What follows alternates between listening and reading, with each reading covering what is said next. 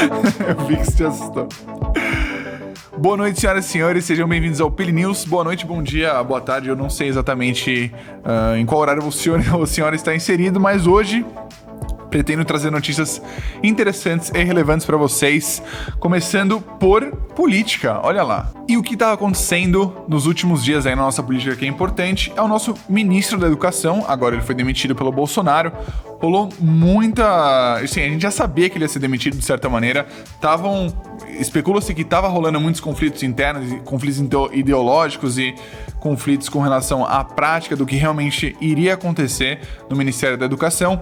E aí o ministro Ricardo Vélez foi demitido e aí contrataram agora, não sei se contrata o ministro, é isso, ou se recruta, não sei o termo técnico, mas digamos que foi contratado o ministro Weintraub. Abraham Weintraub, é um nome um tanto quanto exótico. E o que rolou, né? Por que isso aconteceu? Eu acho importante a gente entender. Como eu disse, existiam conflitos ideológicos, principalmente dentro ali do Ministério da Educação. O Ricardo, ele tinha algumas... Ricardo, né? A intimidade que eu tenho com ele. Chama de Vélez, fica um pouco mais formal. E o Vélez tinha algumas medidas um pouco, digamos, polêmicas. Na verdade, ele, por exemplo, falou que o brasileiro é um canibal quando tá viajando. E aí, vou até ler um trechinho aqui. Ele falou que o brasileiro rouba coisas dos hotéis, rouba o assento salva-vidas do avião. Ele acha que sai de casa e pode carregar tudo. Esse é o tipo de coisa que tem de ser revertido na escola. Eu acho que o brasileiro, pessoalmente, minha experiência com o brasileiro fora do Brasil, é que a gente está acostumado com uma realidade aqui dentro e lá fora o mundo é completamente diferente. Então é normal a gente agir de uma forma um pouco diferente quando a gente está maravilhado com uma coisa, só que, obviamente, é errado você generalizar os brasileiros que saem do Brasil, chamar, digamos, as pessoas que de certa maneira, colocaram no seu cargo de canibais. Não é verdade? Eu acho que não é uma medida muito sã da parte dele. E aí teve também o fato do hino nacional. E aí teve o fato dele enviar uma carta às escolas pedindo que as crianças fossem filmadas durante a execução do hino nacional. Rolou também aí toda essa questão de, é obrigado ao hino nacional, não é obrigado a tocar o hino nacional nas escolas. E aí foi no meio dessa discussão que ele falou assim, brasileiros. Esse brasileiros com exclamação é muito tipo, eu subi num palanque assim, tô falando pra um povo lá embaixo, mas enfim. Brasileiros, vamos saudar o Brasil dos novos tempos e celebrar a educação responsável e de qualidade a ser desenvolvida na nossa escola pelos professores, em benefício de vocês, alunos, que constituem a nova geração. Brasil acima de tudo, Deus acima de todos, que é o lema do governo. Foi uma declaração muito polêmica porque é proibido você filmar menores de idade sem autorização dos pais. Então ele voltou atrás, depois disso também, aí pediu desculpas por ter chamado o brasileiro de canibal. Ele tinha muitas polêmicas, ele acabava causando muitas polêmicas e junto a esse conflito ideológico aí que estava rolando dentro do Ministério da Educação, Bolsonaro decidiu que realmente ele não era uma pessoa que seria boa para esse governo, e aí ele chamou o Weintraub, que tá com o Bolsonaro desde aí da formulação do seu plano de governo faz um tempo. A questão do Weintraub, que eu consegui interpretar da situação, pelo menos, e eu gostaria de saber da opinião de todo mundo aí, porque eu tô aqui para aprender, estamos todos aqui para dialogar de uma forma saudável, e eu acho que em política isso é sempre uma coisa que é difícil de ser feita, mas eu sempre quero motivar esse debate saudável. Aqui nos comentários é muito interessante saber a opinião de vocês sobre isso. E sobre o Weintraub, como eu tava falando, ele é um cara muito especializado no mercado financeiro. Ele era secretário executivo da Casa Civil, que é um segundo cargo mais importante da pasta. Bacharel de Ciências Econômicas pela USP, fez mestrado na FGV e ele dá aula em faculdade aqui em São Paulo. Então, ele é um professor. Eu acho que o que realmente conecta ele ao Ministério da Educação em termos de formação é o fato de que ele é um professor. A formação dele em si, aí a gente vai pegar uma coisa muito mais econômica, mas ele também tem familiaridade com o governo há muito tempo, conhece como as coisas funcionam lá dentro, e agora também cabe ao tempo, né, dizer se essa foi uma boa escolha ou não, mas é isso que tá rolando nesse sentido do Ministério da Educação aqui do Brasil. E pra quem não viu, a Netflix acabou de anunciar um novo documentário que chama Homecoming, que é basicamente a história da Beyoncé, né, na apresentação dela do Coachella, que foi em 2018. Uma apresentação histórica, porque foi a primeira mulher negra a ser headliner do festival. O trailer conta com um discurso muito poderoso de uma poeta e ativista que chama Maya Angelou, e o vídeo mostra a preparação da Beyoncé para a apresentação, com o artista dirigindo a sua equipe toda ali de dançarinos e tudo mais, além dos bastidores do que foi conhecido como o Beychella, né? Que, enfim, você mistura aí, você somar os dois, você vai ter a equação aí, né? A Beyoncé tem esse histórico de defender muito o movimento feminista, movimento negro, de direitos. Ela tem o álbum Lemonade, que é um álbum histórico, principalmente nesse sentido de direitos iguais e assuntos desse gênero. Então, é legal porque isso mostra como ela pensa, mostra como ela atua e como ela cria a arte dela em torno desses assuntos que são tão importantes de serem discutidos na sociedade. Existiu até uma especulação, porque a Beyoncé ela acabou de fechar com a Adidas para criar uma coleção exclusiva. O Kanye West já tem, o Pharrell fez, então a gente tem muitos artistas negros fazendo coleções que são realmente incríveis e sendo responsáveis pela criatividade, por criar mesmo todas essas peças, essas coleções, e agora a Beyoncé entrou nesse time. Especula-se, isso é um rumor, talvez nem tenha acontecido, mas pela pauta eu acho interessante que ela fez uma reunião na Reebok. Ela fez uma reunião na Reebok e por conta do time não ser heterogêneo, né, não possuir pessoas de diferentes ali backgrounds, ela falou, o que é isso, sabe?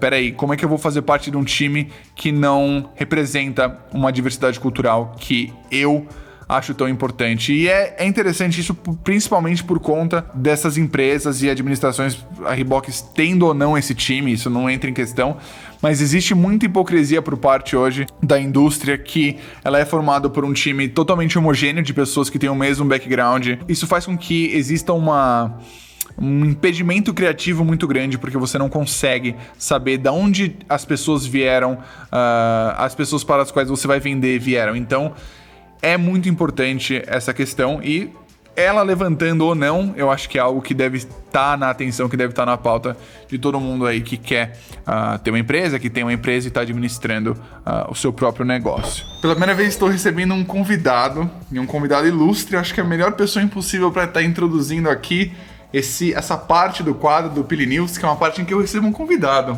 Que honra! Seu Otávio Albuquerque. Muito obrigado, seu André. Aqui ao meu lado. Gente, é o seguinte, eu tô, como vocês sabem, formando ainda esse programa, vendo o que funciona e o que não funciona. Eu queria muito ter uma pessoa pra gente conversar sobre a vida, sobre as notícias e tudo mais. Então, a gente tem aqui o lançamento do Unreal Engine 4, que ele tem gráficos fotorrealísticos. Você já viu esse vídeo? Eu tive a oportunidade de assistir a esse vídeo há poucos dias e fiquei fascinado. Então já tá inteirado. Já tô por dentro. Isso aqui vai mexer com a tua cabeça, meu amigo. O que eu vou fazer então, eu vou soltar o vídeo aqui. Bota lá. Cara, qual que é o papel do videogame na sua vida? Assim, você é um cara que eu já vi jogando Skyrim, já vi jogando algumas coisas diferentes. O papel na minha vida do videogame, ele é quase que histórico. Certo. Eu acho que na minha infância e tudo mais, adolescência, eu media a minha vida pelos videogames. Igual você... teve o governo Obama. Teve, uma timeline. Assim. É uma timeline. Então teve a época do Atari, teve a época do Master System, a época do Mega Drive. E foi isso, cara, até o PlayStation 2. O PlayStation 2 em diante, meio que aí eu me afastei dos videogames e foi uma época sombria da minha vida. Cara, assim, obviamente o que a gente jogava era completamente diferente disso. E isso... é uma janela pro futuro que está por vir um dia. E colocar você teve uma experiência com realidade virtual, né? Eu joguei aquele Escape Room do Assassin's Creed em 3D nesse final. 3D não, em realidade virtual esse final de semana. E agora você imagina misturar a realidade virtual com esses gráficos, cara, o que você espera pro futuro da humanidade? E eu saí dessa coisa da experiência. Já usou realidade virtual, né? Já tive. É uma experiência muito interessante. Eu saí de lá realmente pensando nisso, cara. Do quanto eu não sei se isso é legal ou não. Entendi. Porque isso é muito legal. É tão legal que eu não sei se é legal. Porque imagina isso, cara. Esse aqui que a gente tá vendo parece a vida real. Certo. Então, imagina que se você comprasse ali um computador que custasse alguma grana, vai ser meio caro, mas você pode daí estar em qualquer lugar do mundo. Exato. O que já é incrível. Só que isso o dinheiro pode comprar.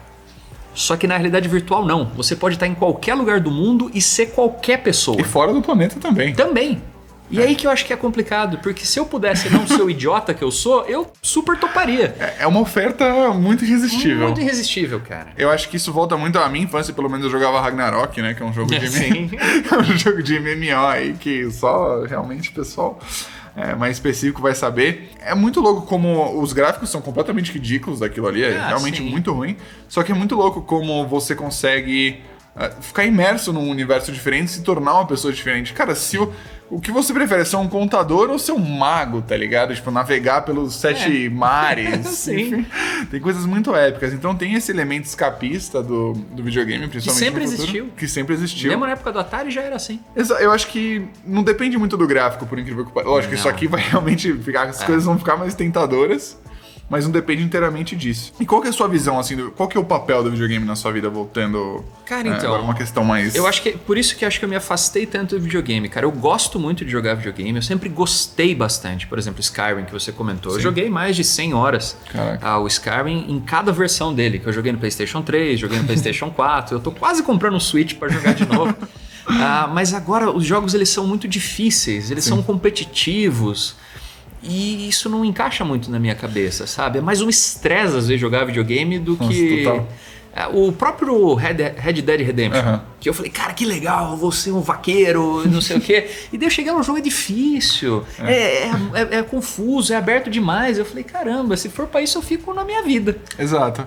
Eu acho que, tipo, às vezes tem uns jogos que simulam a vida real de uma maneira tão... precisa que você, quando você vê, você tá varrendo o chão da sua casa no videogame. Sim. Por que você tá fazendo irmão? E eu acho que o complicado é que quando você parte pra uma coisa assim tão fotorrealista, que histórias você vai contar com isso? Que daí, um amigo meu, por exemplo, falou, imagina que legal um livro contado por realidade virtual. A minha primeira reação foi, que maneiro. Sim. Mas depois eu perguntei, caramba, isso estraga totalmente a imaginação das pessoas. Porque, não sei se você já teve a oportunidade de ler A História Sem Fim. Não tive. É um livro incrível. Mas eu conheço mais ou menos pelo filme. Pelo filme. O filme ele é mais ou menos a primeira das 3 partes do livro. Assim. Tá. É muito interessante, porque é um dos livros que mais me forçou a usar a imaginação. Para imaginar um lugar, imaginar personagens e tudo mais. E seria incrível viver na realidade virtual, mas acabaria com toda a graça do que é aquela experiência. Não, sem dúvida. E eu acho que assim, é preocupante porque tem muita gente que vai recorrer a isso pra escapar da realidade, mas ao mesmo tempo tem coisas positivas, eu acho. Tem muito. De jogos e de realidades assim. Imagina, tipo, o potencial educativo numa coisa dessa. Sim. Você poder realmente aprender o que é Marte em Marte. E, enfim... Tem coisas positivas, coisas negativas, como muitas coisas da vida, eu diria até quase tudo. E gostaria de agradecer muito pela sua participação aqui. Já acabou? É o bloco, mas a gente vai gravar mais um vídeo, porque eu não vou desperdiçar essa companhia ilustre aqui. O que tá rolando na sua vida agora que você acha legal da gente divulgar aqui? Na minha vida agora? Bom, tá saindo a 5ª temporada do Coisas Que Nunca Comi. Nossa, é incrível. No canal da Tastemade. A gente foi pra África do Sul. Já foi, acho que, metade da série, mas se você correr lá, ainda tem outra metade pra sair, porque a gente não é igual a Netflix, não solta tudo de uma vez. É uma vez por semana, toda sexta às 8 da noite, e eu tô lá no chat conversando com vocês quando sai o vídeo. Cara, e essa eu acho que foi eleita a melhor série do YouTube pra se ver, enquanto você tá comendo alguma coisa. Assim, pra mim é um ritual. Às vezes. Se eu tô sem a sua série pra assistir, eu fico meio perdido enquanto eu tô comendo. Dê uma olhada no conteúdo do avião aqui na descrição. Pô, muito obrigado. Nos vemos em breve. E a grande notícia é que eu era a realidade virtual. Cadê o meu vídeo da cabra, Frois? Gente, o Frois separou um vídeo da semana muito legal pra gente, que é um vídeo, como vocês vão ver, eu vou dar play aqui, ó. Play. Mano, é uma ovelha. Imagina a produção disso. É uma ovelha no volante de uma caminhonete, numa fazenda. A ovelha tá de óculos escuro, cinto de segurança. E como se não bastasse, tá no volante do que parece ser uma caminhonete Hilux, né? Então você imagina muito a produção por trás disso, né? Como essa pessoa falou, putz, agora eu vou dedicar um tempo aqui do meu dia pra colocar um óculos escuro numa ovelha. Eu vou sentar ela no banco de motorista, mano. Eu vou sentar a ovelha no banco de motorista e vamos ver de novo que esse vídeo aí merece ser visto em loop. E é muito engraçado, porque, cara, olha, a ovelha, ela tem todo um estilo. Ela tá ali tranquilona, cara, vendo, olhando.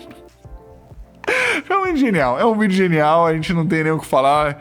Meus parabéns aí pra quem fez essa produção. E, enfim, gente, pra concluir com a dica do dia aqui, você que não sabe tirar um print screen no Windows, um print screen de uma área selecionada, tecla Windows, Shift e S. Pronto, você consegue selecionar uma área da tela. E o pessoal sabe aqui, mas eu não sabia disso há um tempo atrás. Se você selecionar um chat após isso e dar Ctrl V, você vai colar o seu print screen aonde quer que você queira aí no seu computador. Então, por favor, colhe o print screen agora no Twitter e use a hashtag PiliNews pra gente poder acessar aí o seu print screen nesse momento, que eu acho que vai ser bem interessante e a gente vai poder degustar isso aí, né? Queria agradecer a vocês por terem assistido as manchetes de hoje. Eu sou o André Pili, tudo muito bacana, muito legal. Tchau.